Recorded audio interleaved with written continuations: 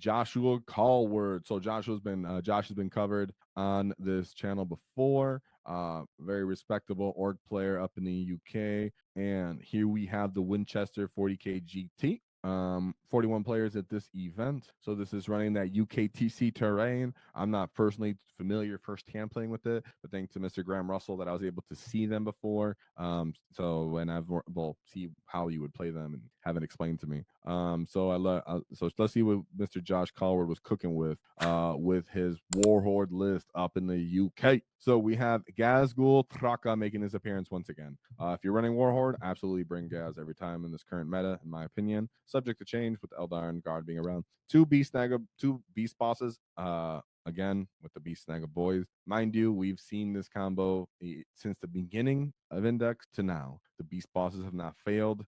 They have been stuck in and prevailed. So triple war bosses, 2 10-man units of Snaggas, followed by 1 10-man unit of Boys, a Breaka Boy unit, followed by 5-man unit of Burna Boyz, 2 minimum size unit of Gretchen, minimum size unit of Mega Nobz for Mr. Gaz, 2 5-man units of Nobz with Power Claws, 5 Storm Boy, just 1 5-man unit of Storm Boys, 2 5-man units of Flash Gitz, and then 5 Trukk.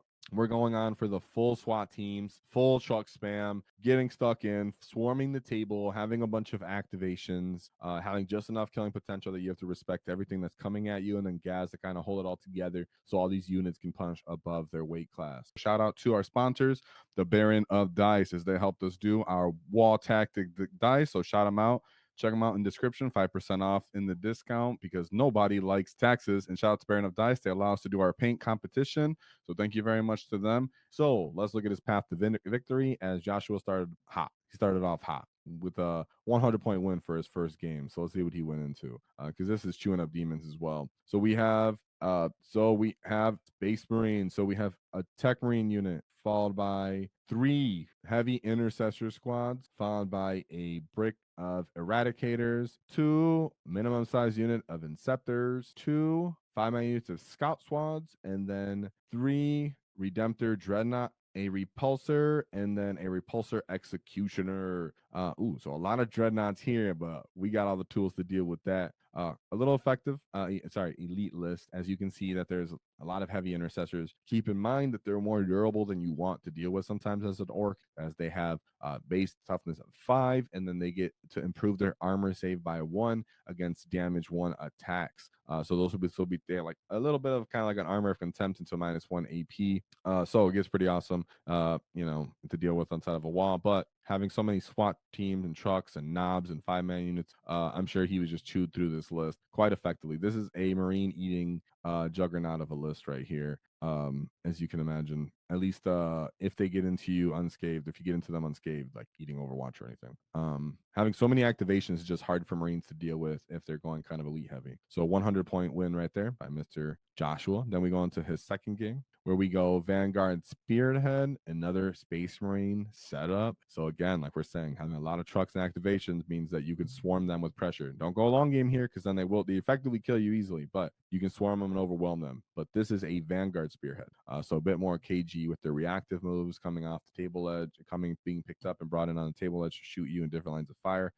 So pressure and the trucks are important. We have 1 lieutenant, followed by a lieutenant with combi weapon, Manius Karga, Rabute Gilliman, and Uriel Ventress. An intercessor squad, followed by a 5-man unit of assault intercessors with jump pack, triple ballistas dreadnoughts, followed by Centurion Devastators, 2 company or hero units, followed by a scout squad. So we know for a matter of fact that this Centurion Devastator squad is very important to this list and how it works. Constantly being picked up and brought on table edge, getting +1 to hit and additional AP, melting stuff like battle wagons, trucks. Luckily that, trucks aren't too high value for the point cost that you're paying for these guys at 370 points and the CP to do it. Well, not gas, no CP because they have gas. Not gas, Gilliman. But very, very elite. Again, they're running out of activations. And Joshua getting a 100-point win there. Gas is something that could, they're going to be very respectful of as well. So they're not going to charge up disrespectfully with something like Gilliman and really take advantage of his ability to get up and get down. So kill everything around Gilliman and then kill him. So unless he really throws himself in you, go ahead and kill him then we go on to game 3, which is against the Death God. So this is the fly blown host. I don't think this is as horrible as like other matchup when they make us -1 weapon skill and then also shooting us. I mean -1 hit from Nurglings. So we have Biologist Purifier, Sorcerer and Terminator Armor. He can make it -1 for one phase, -1 damage, excuse me, for one phase.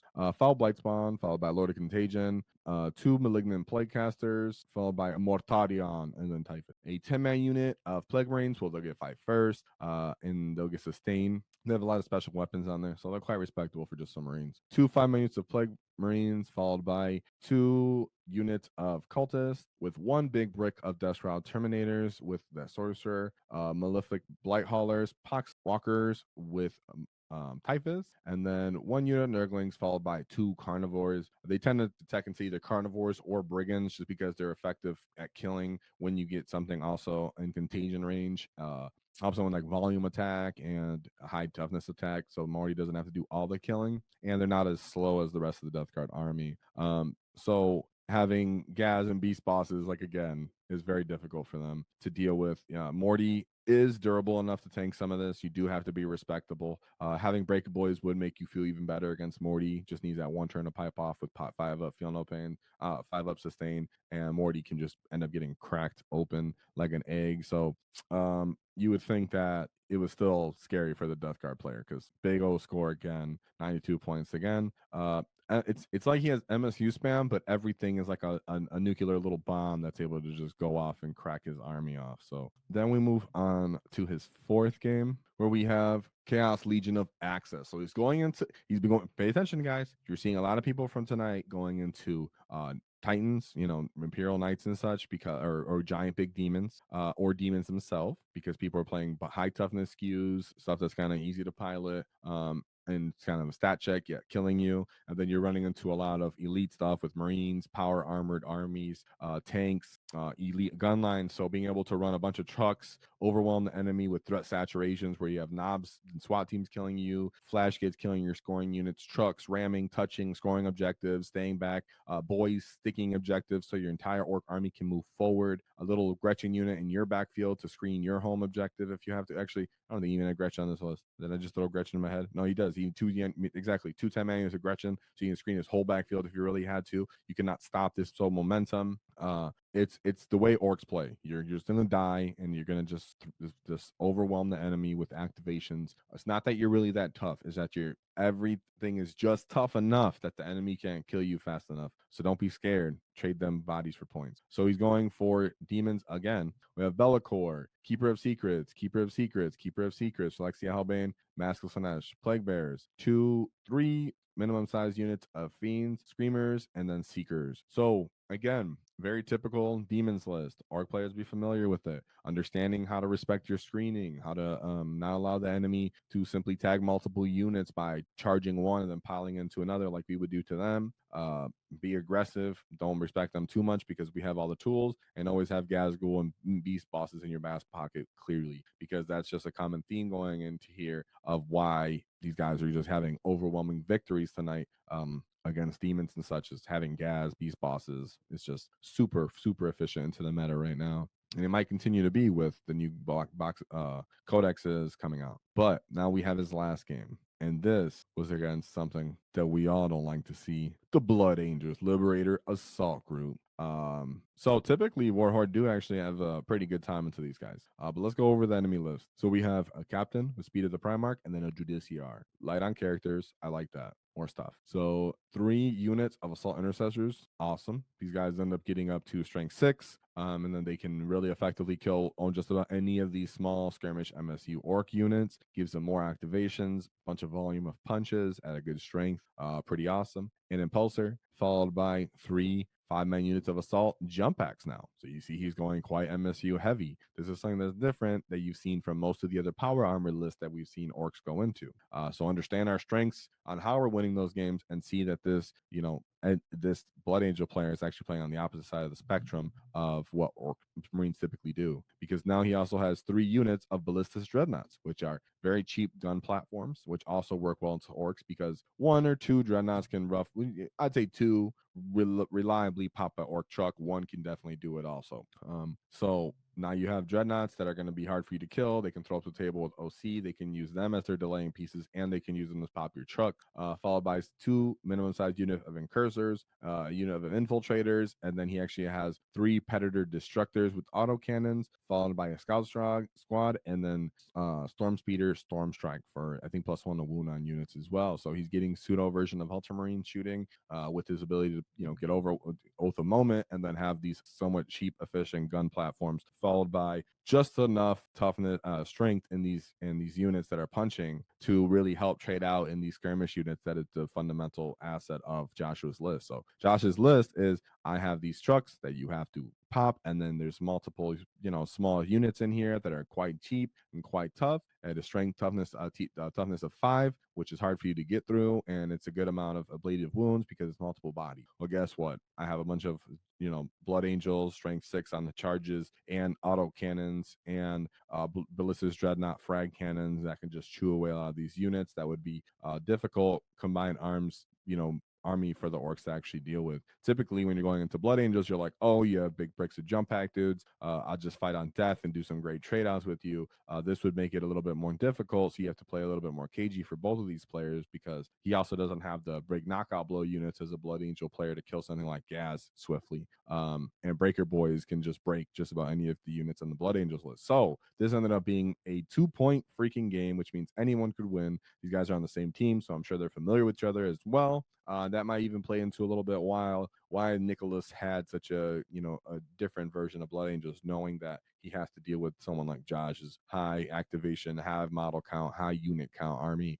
So great job between both of them. Coming to the end between teammates, going to blows with a 2-point game, which means anything could happen. That's one card draw away. That's one activation kill away. That's one less unit kill in the game. Anything could happen in the game. So Joshua's list was still fantastic, and it's so many freaking units and so much killing potential. I absolutely love this list, but most people don't have that many trucks. So do a battle wagon. It still works just fine. And of course, if you can, even kill rigs probably work all right.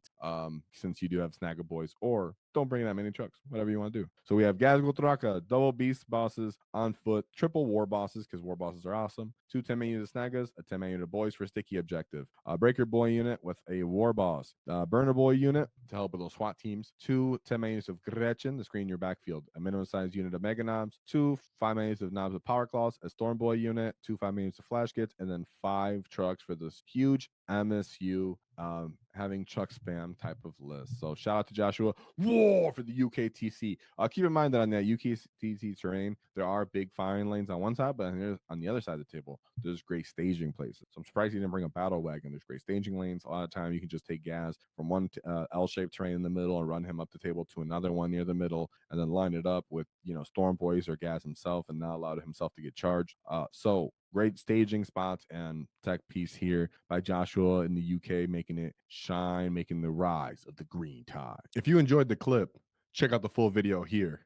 If you'd like to see more tactics, click here. Let's get stuck in, lads!